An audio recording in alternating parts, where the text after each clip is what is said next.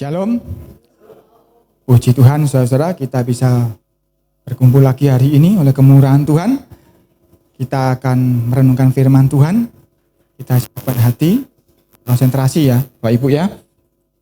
Bapak Ibu dikasihi Tuhan, hari ini saya akan membahas salah satu rahasia dari kuasa.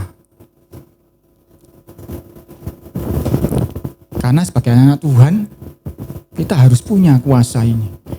Mungkin ada yang belum pernah, aku belum pernah Pak mengalami mujizat. Aku belum pernah mengalami kuasa. Mungkin ada yang dulu pernah Pak, tapi sekarang hilang. Nah, kadang-kadang mungkin bisa saja ada hal-hal yang akan kita bahas ini yang sudah hilang dari kehidupan kita.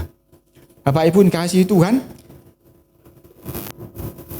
antara ketika Yesus naik ke surga, meninggalkan murid-muridnya, 10 hari kemudian ada pencurahan Roh Kudus di hari Pentakosta. Itu ada terjadi selama 10 hari itu terjadi banyak hal. Dan beberapa itu nanti kita akan bahas di sini yang merupakan salah satu rahasia dari kuasa itu. Kita akan buka Kisah Rasul pasal 1. Kita baca mulai 1. Saya masih ingat papi dulu almarhum, kalau tidak sama saya, ngomong saya Yak, manggil saya kan Yak ya. Yak, papi dulu merenungkan Kisah Rasul itu 3 kali. 3 kali tak baca, 3 kali tak renungkan satu kitab itu. Sampai tahu rahasianya kuasa. Dan ini kita baca sedikit saja, itu sudah mengandung banyak di sini. Pasal 1 ayat 1, hai Theophilus, dalam bukuku yang pertama, aku menulis tentang segala sesuatu yang dikerjakan dan diajarkan Yesus. Sampai pada hari ia terangkat. Sebelum itu ia telah memberi perintahnya oleh Roh Kudus kepada rasul-rasul yang dipilihnya. Kitab ini diawali, hai Theophilus. Siapa Theophilus itu, saudara? Dan ngomong buku yang pertama. Buku pertama itu yang mana? Buku pertama itu adalah kitab Lukas. Kita buka sebentar, kitab Lukas pasal 1. Lukas pasal 1 ayat 1. Saya baca ya, Lukas 1 ayat 1 ya. Theophilus yang mulia. Banyak orang telah berusaha menyusun suatu berita tentang peristiwa-peristiwa yang telah terjadi di antara kita. Jadi sama, penulis kitab Lukas ini sama kitab Kisah Rasul sama. Dia menyapa pembacanya dengan kata Theophilus. Saya dulu waktu sekolah minggu saya pikir Theophilus namanya orang. Ternyata Theo itu artinya Tuhan. Philus itu dari kata filio. Filio itu kasih persaudaraan. Jadi Theophilus itu adalah sahabatnya Tuhan sebetulnya. Jadi penulisnya ini adalah Dr. Lukas, tabib Lukas. Saudara bayangkan di kitab Lukas tadi, dia tulis apa? Theophilus yang mulia. Dokter, zaman saat waktu itu dokter itu mulia. Dia tidak pernah panggil orang lain mulia. Dokter loh. Dokter itu dipanggil yang mulia oleh orang-orang yang membutuhkan pengobatan waktu itu. Tetapi dia justru memanggil sahabat Tuhan itu yang mulia. Saudara jangan minder ya, saudara ini yang mulia di hadapan Lukas. Karena dia tahu dahsyat. Ternyata murid Tuhan Yesus itu lebih dahsyat dari seorang dokter. Karena itu dia memanggilnya mulia, yang mulia. Kalau masih ada yang minder karena tidak punya uang, karena tidak pinter, karena tidak berhasil kerjaannya, saudara harus tahu. Saudara sebagai seorang Theophilus itu dipanggil oleh Lukas yang mulia. Ayat 3, kembali ke Kisah Rasul pasal 1. Tadi cuman untuk melihat hubungannya saja ya. Kembali ke Kisah Rasul pasal 1. Ayat 3 sekarang. Kepada mereka, ia, Tuhan Yesus, menunjukkan dirinya setelah penderitaannya selesai dan dengan banyak tanda ia membuktikan bahwa ia hidup. Sebab selama 40 hari ia berulang-ulang menampakkan diri dan berbicara kepada mereka tentang kerajaan Yahwa. Jadi ketika Yesus bangkit selama 40 hari, dia berulang-ulang menunjukkan dirinya, menampakkan diri. Bahkan di satu kesempatan dia minta, mana ada makanan, mana ikan saya makan. Menunjukkan bahwa dia benar-benar hidup, tidak membo-membo, tidak berupa hantu, tapi benar-benar hidup seutuhnya. Untuk membuktikan, dikatakan tadi, dengan banyak tanda ia membuktikan bahwa ia hidup. Ini kita pegang kebenaran yang satu ini pertama. Bahwa Yesus itu setelah mati, dia benar-benar hidup.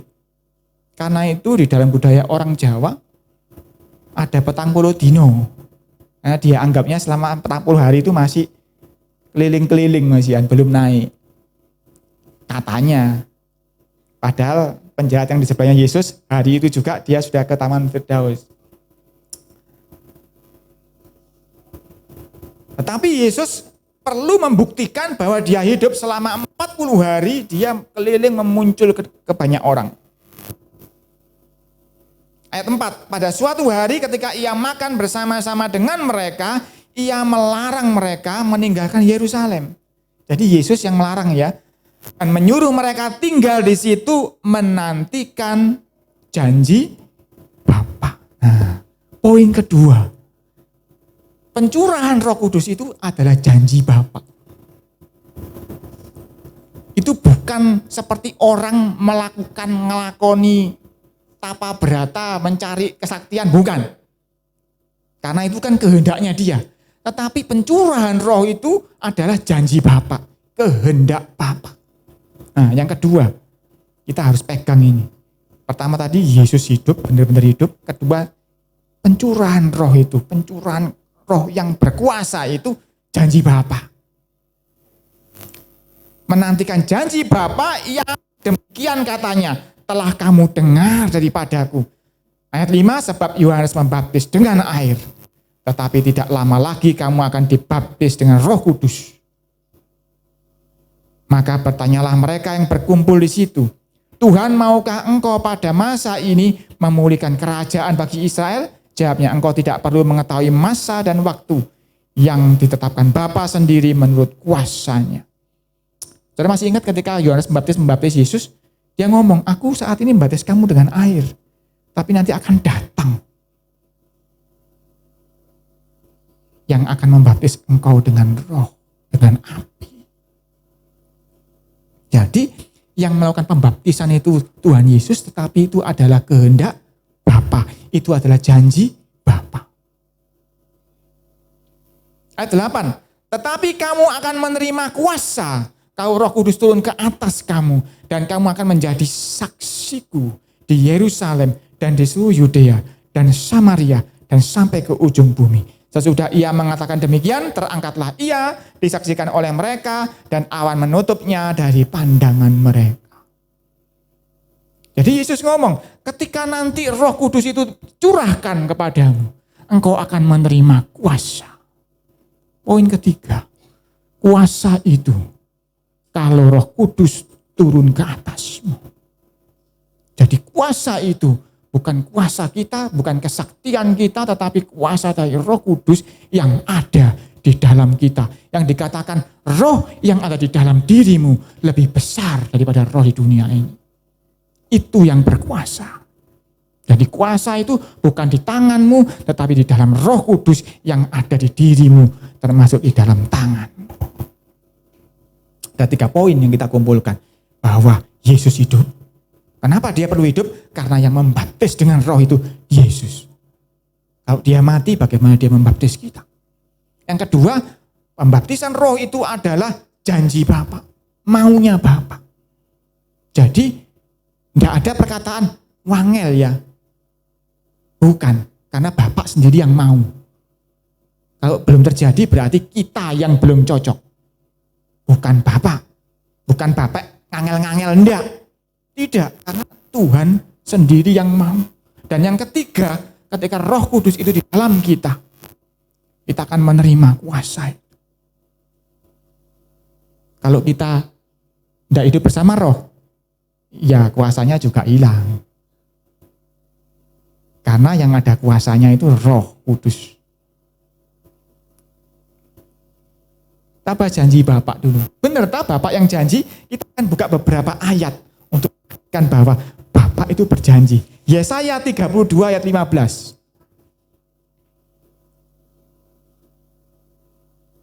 Yesaya 32 ayat 15. Saya bacakan. Sampai dicurahkan kepada kita roh dari atas, maka padang gurun akan menjadi kebun buah-buahan, dan kebun buah-buahan itu akan dianggap hutan. Saudara-saudara yang kasih Tuhan, kuasa dari Roh Kudus itu tidak cuma kuasa menyembuhkan, tidak hanya kuasa menyembuhkan, tetapi kuasa yang bisa menjadikan kita tanah yang gersang itu menjadi kebun buah-buahan. Bahkan kebun buah-buahan itu akan dianggap hutan karena saking suburnya, saking lebatnya. Dan ini kitab Yesaya loh ini. Yesus belum turun di dunia. Belum lahir dari perawan Maria. Tapi sudah dijanjikan akan dicurahkan Roh Kudus yang akan membuat hidup kita yang seperti tanah gersang, seperti padang gurun menjadi kebun buah-buahan. Yang kedua, Yesaya 44 ayat 1. Yesaya 44 ayat 1. Ini Bapak, Ibu, tua, muda, anak-anak dengarkan ya. Karena kuasa ini tidak terbatas pada orang tua saja, tidak terbatas pada pendeta saja, tetapi semua yang termasuk Theophilus. Semua yang termasuk sahabatnya Tuhan. Kalau Anda anak kecil sahabatnya Tuhan, dengarkan ini, engkau akan punya kuasa juga. Yesaya 44 ayat 1.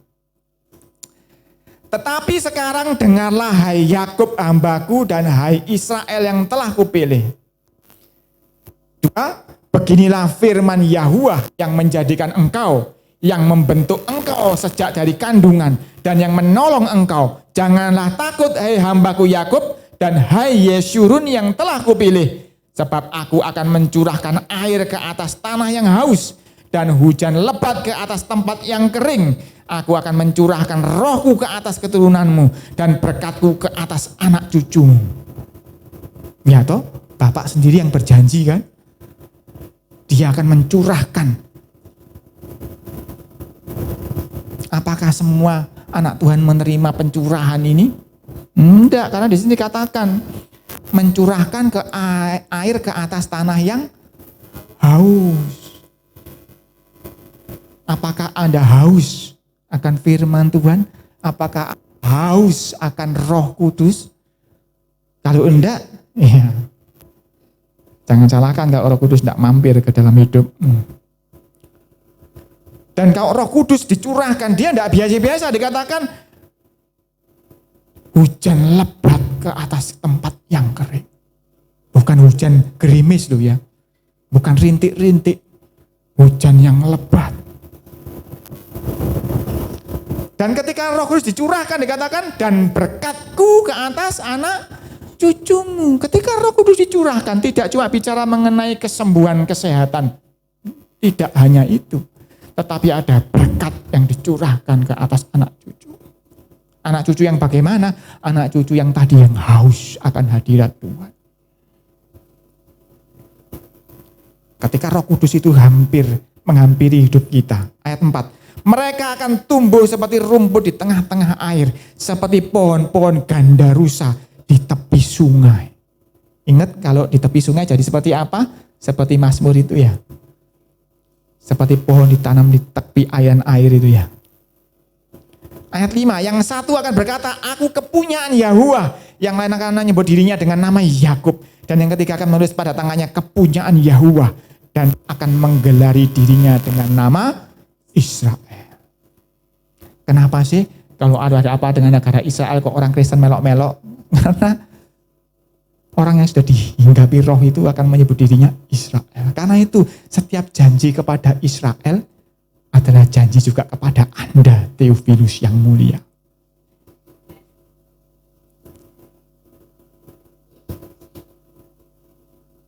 Karena Anda berhak menggelari diri Anda Israel, orang yang bergulat dengan Tuhan dan menang. Kan Bapak Ibu kadang nggak sadar hal ini, sehingga minder, sehingga loyo hidupnya. Sakaria 12 ayat 10.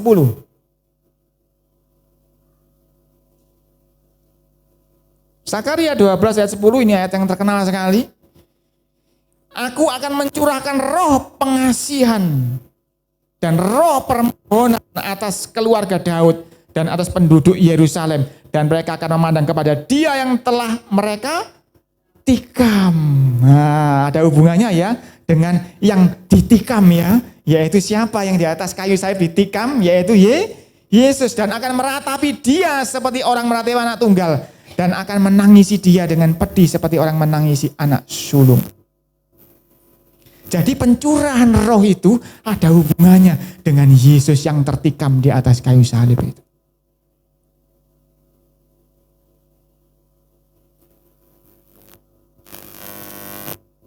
Yoel, ini juga terkenal ayat ini. Anak-anak muda, anak-anak masih kecil-kecil, perhatikan, engkau bukan orang biasa-biasa. Yoel 2 ayat 28. Anak kecil-kecil jangan minder ya, Anda masih kecil, jangan. Di hadapan Tuhan sama, engkau juga boleh menyebut dirimu Israel. Bukan negara Israel loh ya, Israel itu yang bergulat dengan Tuhan. Yoel 2:28, kemudian daripada itu akan terjadi bahwa aku akan mencurahkan rohku ke atas semua manusia, maka anak-anakmu laki-laki dan perempuan akan bernubuat, orang-orangmu yang tua akan mendapat mimpi, teruna-terunamu akan mendapat penglihatan-penglihatan, juga ke atas hamba-hambamu laki-laki dan perempuan akan kucurahkan rohku pada hari itu. Jadi Bapak Ibu, tidak ada batasan roh ini untuk siapapun yang adalah Theophilus. Mau kecil, mau sudah tua, mau laki, mau perempuan, mau tuan, mau hamba. Tidak peduli statusmu ketika engkau hidup tidak iman kepada Yesus Kristus yang tertikam itu. Engkau berhak menerima janji Bapa.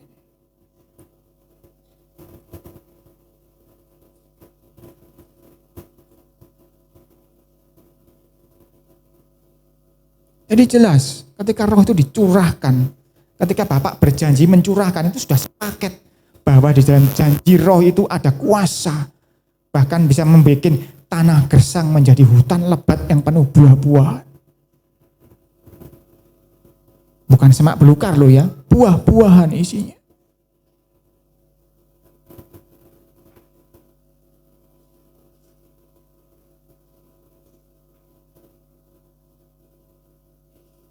Tetapi kita harus ingat, tadi bagian yang ketiga, ketika dikatakan, tetapi kamu akan menerima kuasa kalau Roh Kudus turun ke atasmu, itu ada embel-embelnya Bapak Ibu.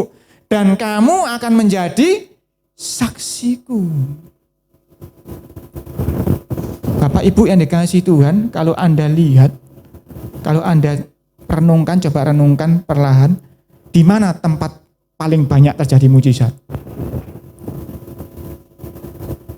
Tentunya di tempat-tempat penginjilan seperti tempatnya Reinhard Bonnke, seperti Daniel Kolenda. Sampai saat ini loh, Daniel Kolenda masih keliling di Afrika, masih jutaan orang hadir dan masih banyak mujizat terjadi. Karena apa? Karena dia sedang menjadi saksinya Kristus.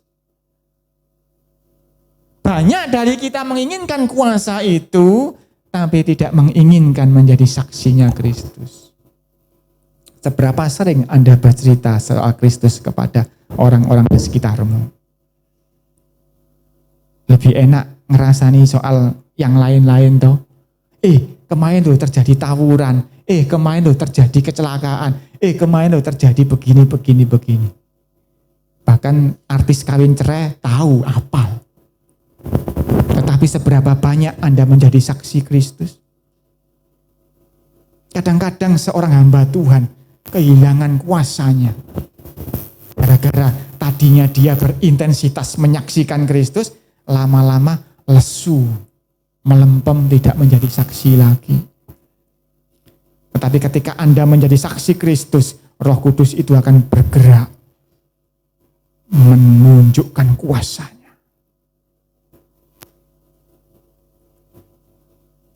Bagaimana sih Pak menjadi saksi Kristus? Saya kasih gambaran sedikit ya. Seorang pencinta bola, saya tidak tahu saudara cinta bola apa tidak.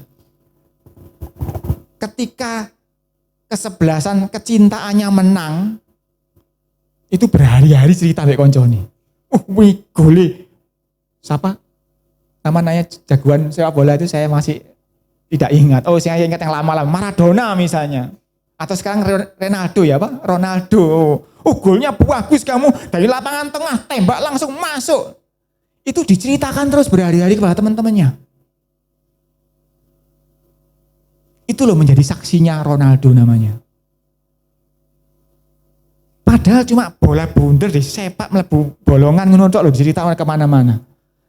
Bayangkan selama 40 hari Yesus membuktikan dia hidup, dia bangkit. Kok enggak ada yang takjub? Kok enggak ada yang ingin menceritakan kepada orang di sekitar?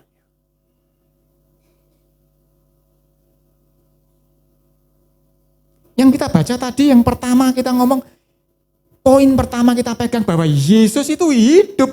Ini bukan hal sepele. Saudara-saudara, orang yang mati, bahkan bukan mati cuma 1 jam, 2 jam, 3 hari lamanya. Ketika Lazarus 3 hari itu sudah busuk.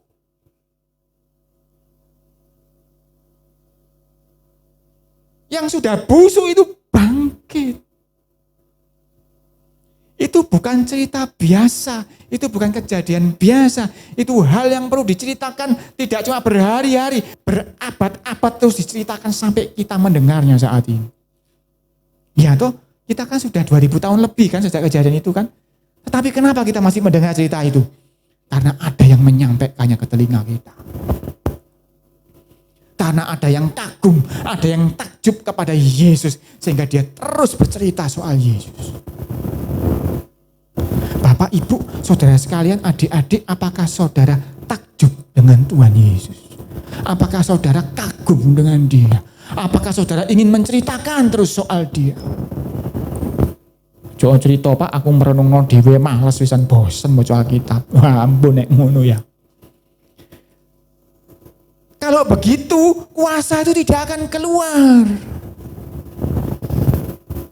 Kuasa itu,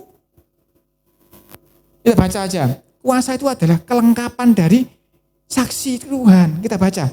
Lukas pasal 24. Ini buku yang pertama ya dari Lukas ya kepada Theophilus ya. Lukas 24. Supaya kita tahu hubungannya antara kisah Rasul dengan kitab Lukas ini. Lukas 24 ayat 45. Kadang kita tidak tahu bahwa kuasa itu berasal dari mana. Lukas 24 ayat 45.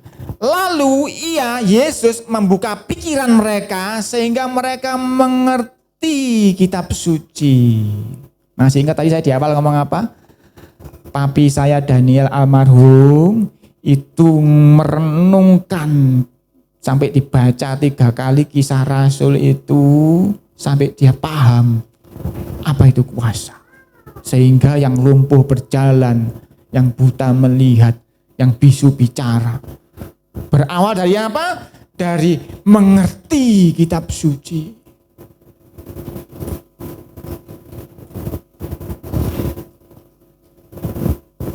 46. Katanya kepada mereka, ada tertulis demikian, Mesias harus menderita dan bangkit dari antara orang mati pada hari yang ketiga. Ngomong lagi soal kebangkitan, ngomong lagi soal Yesus hidup. 47 dan lagi dalam namanya, dalam nama Yesus, dalam nama Yeshua. Berita tentang pertobatan dan pengampunan dosa harus disampaikan kepada segala bangsa mulai dari Yerusalem. kamu adalah saksi dari semuanya ini. Saudara adalah saksi. Saudara adalah Theophilus, sahabatnya Tuhan. Siapa lagi yang mau menceritakan mengenai Tuhan kalau bukan para sahabatnya?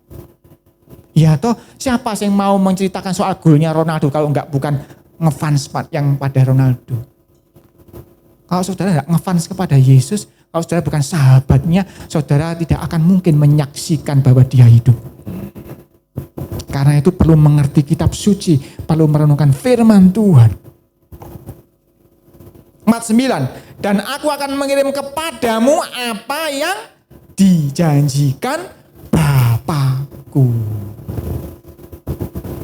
Ya toh, Yesus sendiri yang ngomong toh, bahwa aku akan mengirimkan apa yang dijanjikan Bapakku. Tetapi dalam rangka apa? Dalam rangka menyampaikan kepada segala bangsa mengenai pertobatan, mengenai pengampunan dosa, mengenai Yesus yang mati, mengenai Yesus yang bangkit.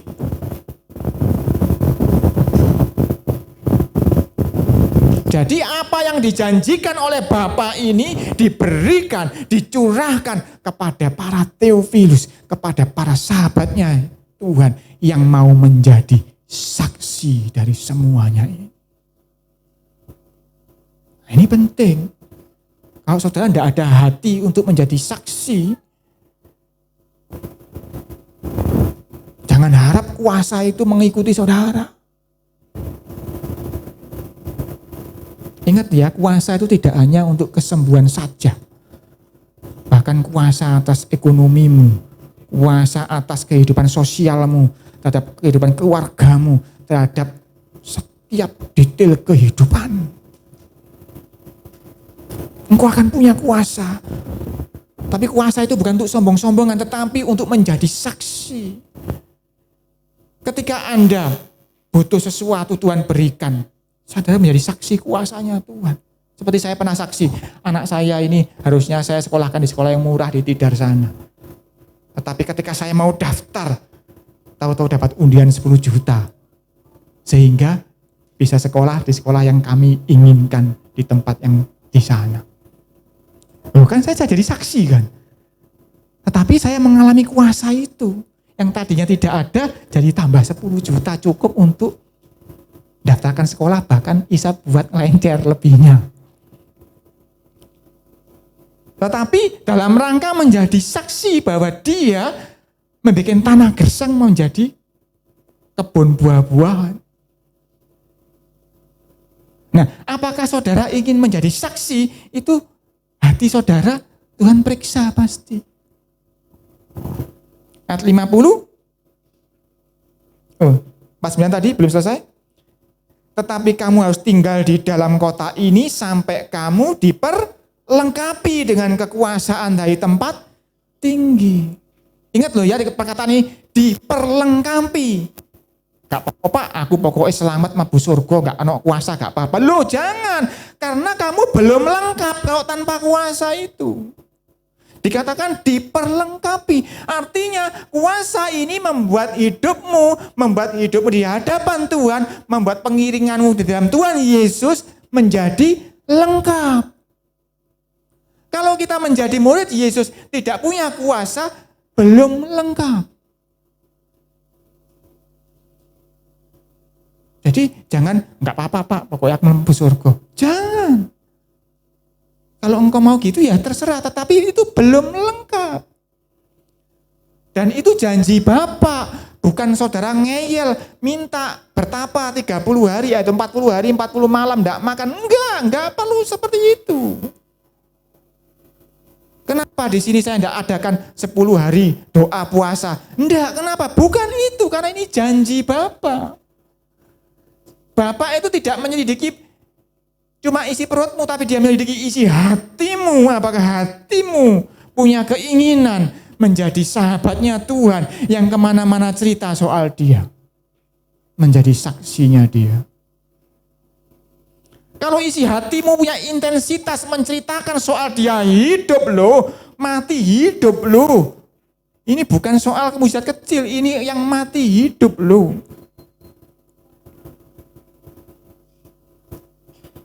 Maka engkau akan dikirimi. Ingat, dan aku akan mengirim. Ada yang pernah beli barang online? Kalau ada yang pernah beli barang online, ada enggak yang keliling kota nyari paketku sampai India, paketku sampai India? Enggak ada toh? Tunggu aja datang paket gitu ya. Karena paket itu dikirim. Begitu pula Roh Kudus, kuasanya itu dikirim kepadamu. Enggak perlu kamu sampai cari, bahkan ya, ada yang latihan bahasa roh, ngomong ngawur-ngawur gitu. Katanya latihan supaya bisa bahasa roh, katanya. Enggak perlu. Dan di sini tidak dikatakan engkau akan punya kuasa kalau engkau punya bahasa roh. Enggak ada hubungannya. Itu karunia-karunia yang berbeda. Bahasa roh itu karunia, kuasa itu juga karunia. Tidak harus engkau punya bahasa roh supaya engkau punya kuasa. Tetapi kuasa ini adalah kelengkapan untuk melengkapi kesaksianmu. Sebab kesaksianmu itu akan garing kalau tidak disertai kuasa. Betul enggak? Engkau akan menjadi mantap kesaksianmu kalau engkau disertai kuasa.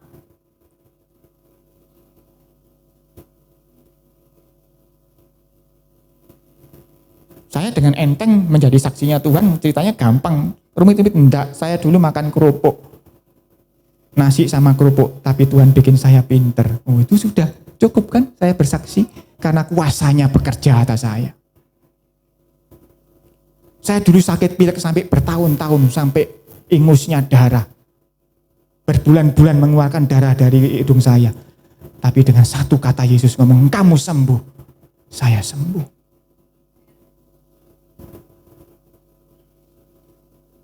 Kenapa saya menjadi berani bersaksi? Karena ada kuasa yang bikin kesaksian saya tidak garing.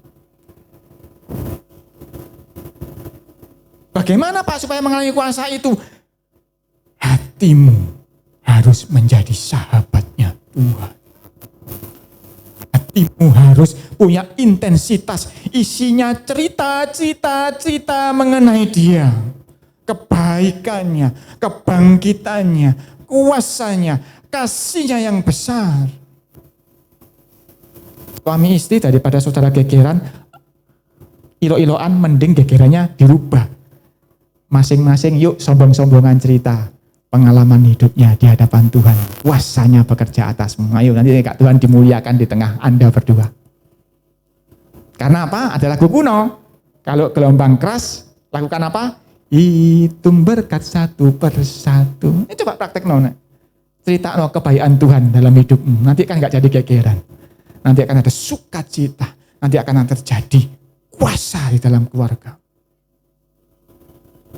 Nanti ya hal-hal yang kau gegerkan akan selesai, dituntaskan oleh Tuhan. Sebab jawaban dari masalahmu itu akan dikirim oleh Tuhan. Ketika engkau menceritakan mengenai Tuhan, ketika engkau menceritakan oleh kebaikan Tuhan, masalah-masalahmu, solusinya akan dikirim oleh Tuhan. Dan engkau akan semakin giat menjadi saksi Tuhan, semakin senang cerita soal Tuhan.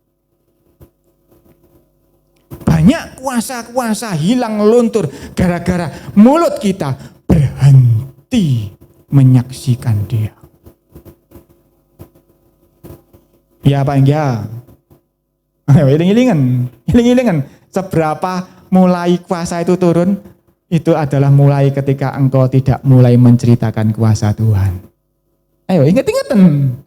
Pasti itu salah satunya. Salah satunya loh ya. Karena ada hal lain lagi. Tetapi hari ini kita bahas ini.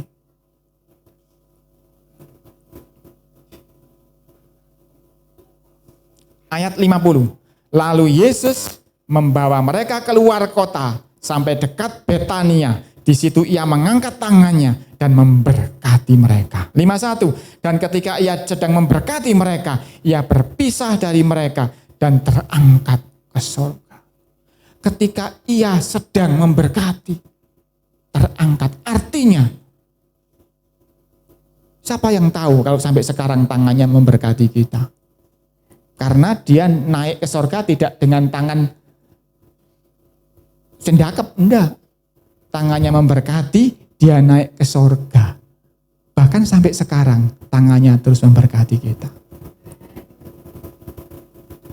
Tangannya terus mengirim kuasa.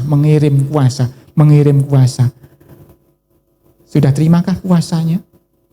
Kalau belum, tulis alamat yang jelas supaya tidak nyasar. Di dalam hatimu ditulis alamatnya, saksi Kristus, Theophilus. Nantilah datang paketmu. Kuasa demi kuasa akan datang. Mujizat demi mujizat akan masuk di dalam hidup. Ceritakan sedikit saja. Aku mau lo kesandung yo. Aku mau Yesus. Gak sido ceblok. Itu sudah menjadi saksi Kristus. Ceritakan ke temanmu sebelah mungkin. Ketika engkau bekerja. Enteng-enteng aja ngomong. Pak, aku diguyu aku, Pak. Enggak apa-apa. Enggak ada ceritanya di sini. Kalau engkau cerita diguyu, kuasanya hilang. Enggak ada. Hanya engkau perlu bercerita. Maka kuasa itu akan dikirim kepadamu. Saya ulangi lagi, saya pernah sampaikan di sini. Ketika Daniel Kolenda, penerusnya Reinhard Bonnke cerita. Ketika KKR terjadi, jutaan orang datang. Banyak hal di belakang itu yang dilakukan. Ada kontainer datang, bangun kemah, bangun panggung, menyiapkan sistem mengumpulkan uang buat dan sebagainya. Banyak hal. Susah, repot. Tetapi ada satu bagian yang paling tidak repot adalah ketika mujizat itu terjadi. Dia ngomong gitu. Karena apa? Karena aku tidak andil sedikit pun di dalamnya. Ketika kuasa itu turun, itu dikirim Tuhan. Mujizat terjadi dengan sendirinya. Artinya ketika kuasa itu turun, kuasa itu terjadi dengan sendirinya. Bukan jerih payah kita. Karena itu kita nggak perlu minta bayaran. Karena sama sekali 0% kita punya andil di dalam mujizat itu. Itu semuanya dikirim oleh Tuhan.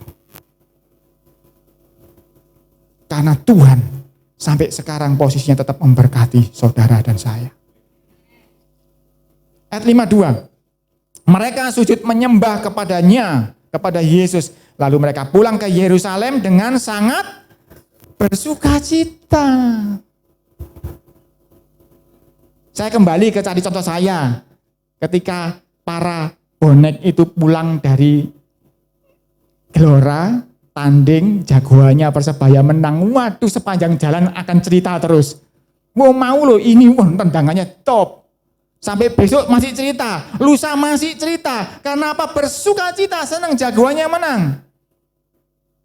Jagoan kita Tuhan Yesus sudah menang di kayu salib. Apakah ada yang bersukacita hidupnya? Anak-anak Tuhan yang dulu ada kuasa, kalau sekarang kuasanya melempem, cek. Apakah saat ini hatimu sedang bersukacita? Nah, kadang-kadang ini jadi penghalang mujizat itu. Aduh Pak, untuk uloro Pak, ndasku ngeluh Pak, susah aku Pak. Ya, nggak dikirim, pasti nggak dikirim. Pasti nggak dikirim. Saya masih ingat dulu ketika saya tidak ada lauk untuk makan.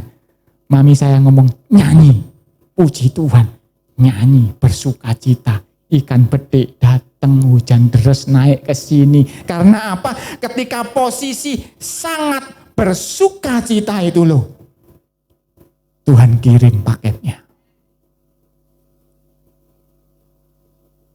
Itu lagu kedua apa? Hati senang, hati senang, hati senang. Perhatikan, di dalam Tuhan. Hatimu harus senang di dalam Tuhan. Karena apa? Jagoanmu menang di atas kayu salib. Ceritakan itu kepada setiap orang. Jagoanku menang. Bikin golnya cantik dia. Karena apa? Dia bikin musuh-musuhnya merasa menang. 3 hari bangkit. Cantik toh menangnya toh. Bikin surprise kan. Anda pernah enggak membahas hal-hal ini? Kalau Anda lakukan itu, hati saudara kepingin cerita soal kebaikan Tuhan kepada setiap orang. Maka kuasa demi kuasa akan dikirim. Paketmu akan datang setiap hari. Mau akan berkata, kasih setia Tuhan baru setiap pagi. Itu akan terjadi. Kalau hatimu sangat bersuka cita, tapi kalau engkau sudah bangun mecucu, ngomel, paketnya nyasar, yakin saya. Pasti nyasar paketnya.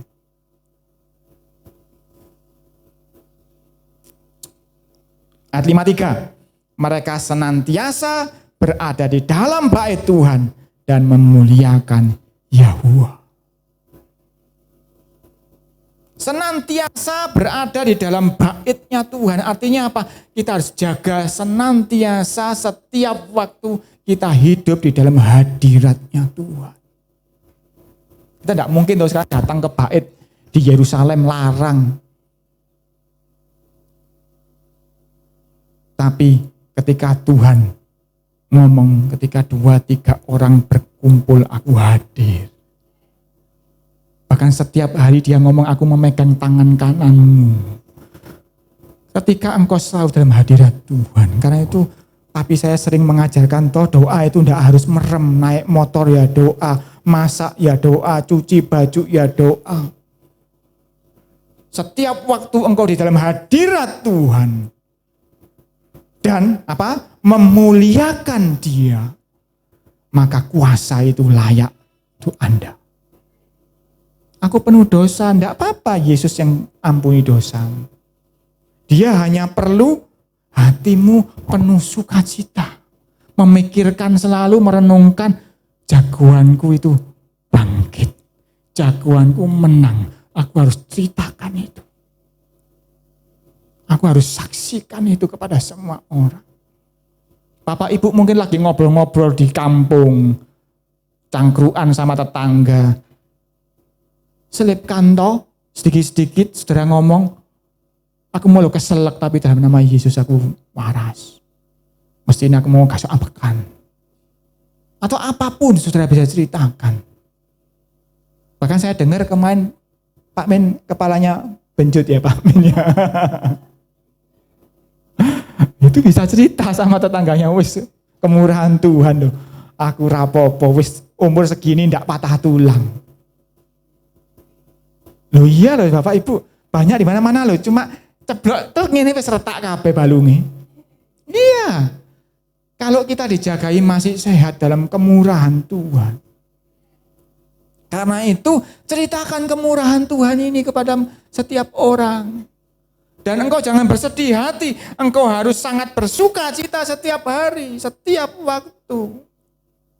Karena jangan-jangan gara-gara engkau tidak bersuka cita, paketmu nggak datang. Bapak Ibu saudara kasih Tuhan, saudara tidak harus menunggu 10 hari dari kenaikan Tuhan Yesus untuk menerima kuasa. Karena roh itu sudah dicurahkan 2000 tahun yang lalu. Dan roh itu tidak pernah diambil balik. Roh itu terus melayang-layang, mencari alamat yang cocok. Yaitu mencari yang namanya Theophilus, sahabatnya Tuhan, yang isi hatinya semata-mata ingin menceritakan kebaikan Tuhan kepada setiap orang.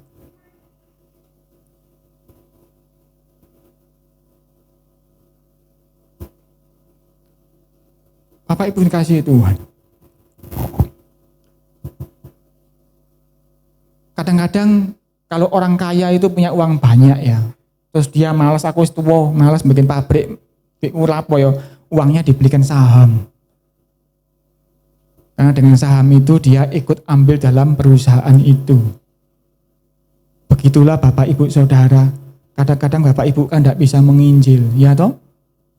Suruh pergi ke Papua sana, ada yang bisa enggak? Kan kesulitan toh? Karena itu persembahan saudara. Sebagian dari uang itu juga saya pergunakan untuk menyumbang penginjilan. Jadi ketika saudara mengulurkan uang persembahan itu ke dalam kotak persembahan itu, saudara sebetulnya punya saham dalam penginjilan itu.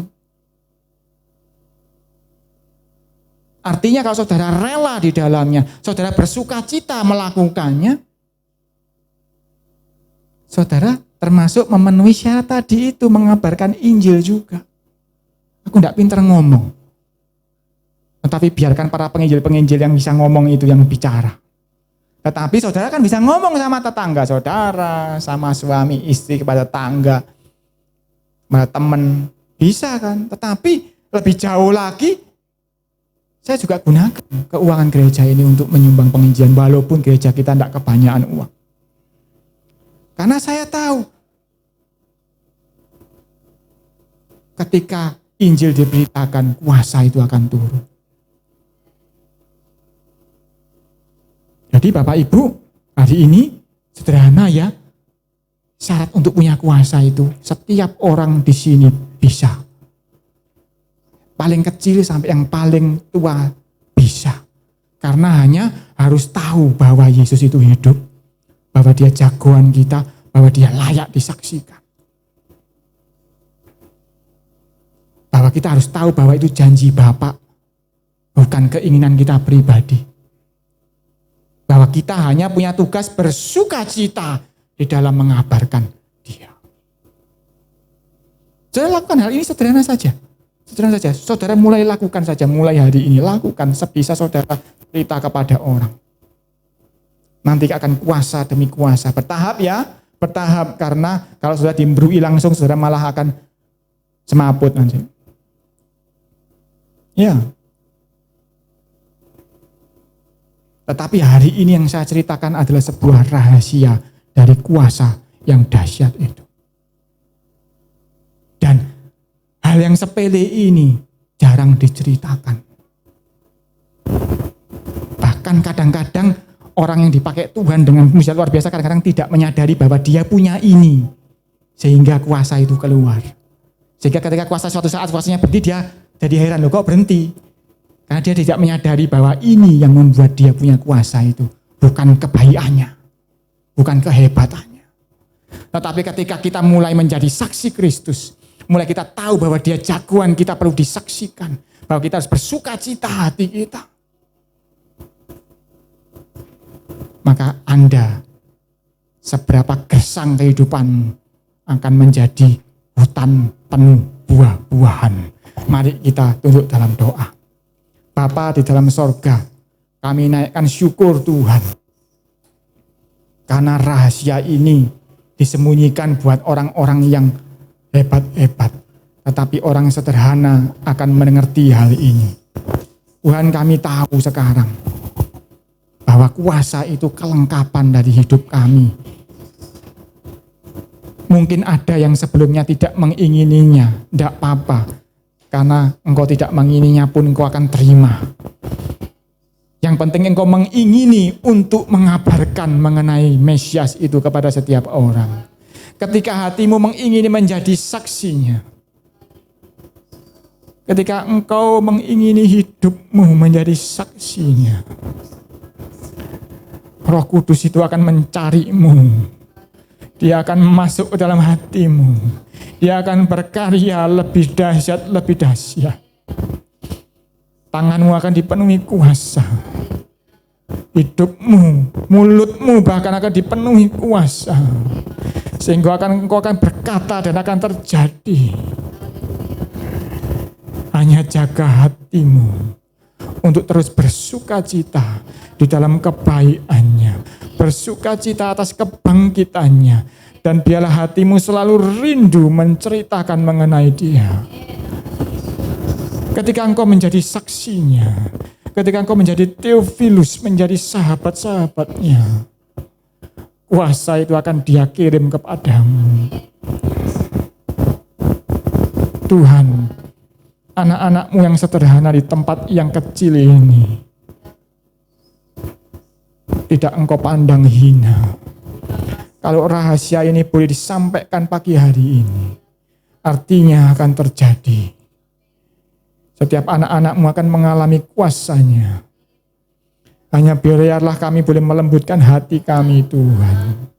Biarlah hati kami dipenuhi sukacita, dipenuhi dengan intensitas untuk mengabarkan Injil, untuk mengabarkan kasih Kristus, untuk menjadi saksi-Mu Tuhan, dimanapun kami berada.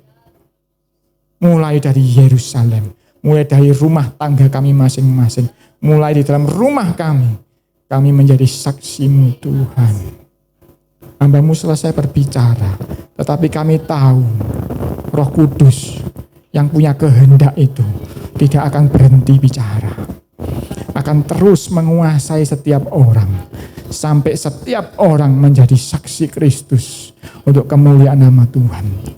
Baik yang tua, baik yang muda, baik laki-laki, baik perempuan, baik yang statusnya tinggi maupun rendah, menerima kuasa dari tempat-Mu Tuhan. Di dalam nama Yesus kami terima itu. Haleluya. Amin. Tuhan Yesus memberkati.